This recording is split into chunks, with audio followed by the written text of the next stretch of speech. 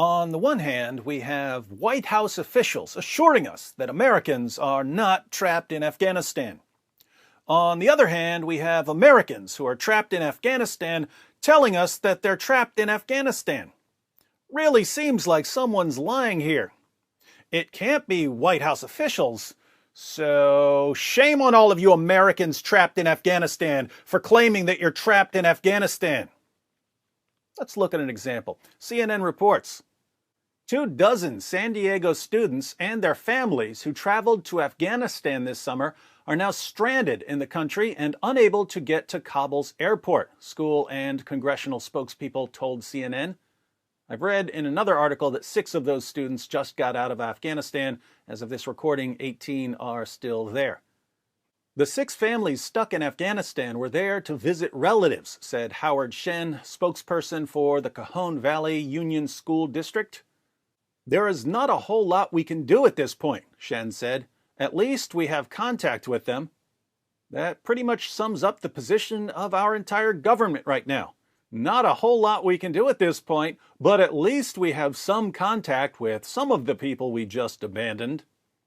The school district, which serves between 16,000 and 17,000 students from preschool through 8th grade, is home to a large immigrant and refugee population, mostly from Afghanistan and Iraq.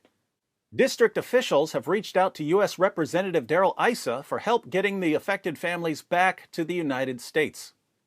Issa and his staff are aware of the location of several American citizens and are in direct and consistent contact with them, said Jonathan Wilcox, a spokesperson for the representative. They are scared, stranded, and trapped in the Kabul area, Wilcox said in a statement. So far, they've been unable to reach the airport. I know the president and his press secretary have previously said this isn't happening, but that's dead wrong.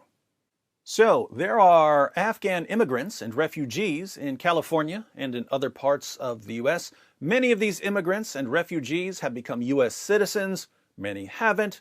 Their children, if they're born in the United States, are U.S. citizens. Many Afghan families in the U.S. travel to Afghanistan for the summer to see grandma and grandpa. Then they wake up one morning and hear that Afghanistan has been conquered by the Taliban.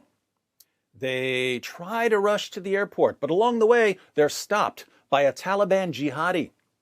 They tell the Taliban jihadi, "We're U.S. citizens," or "We're refugees living in the U.S." The Taliban jihadi says, "Oh yeah? You look awfully Afghan to me. Let me see your passport and your papers." They show the Taliban jihadi their passports and their papers and their cell phones. Then the Taliban jihadi tears up their papers, burns their passports, and smashes their cell phones. And they're trapped.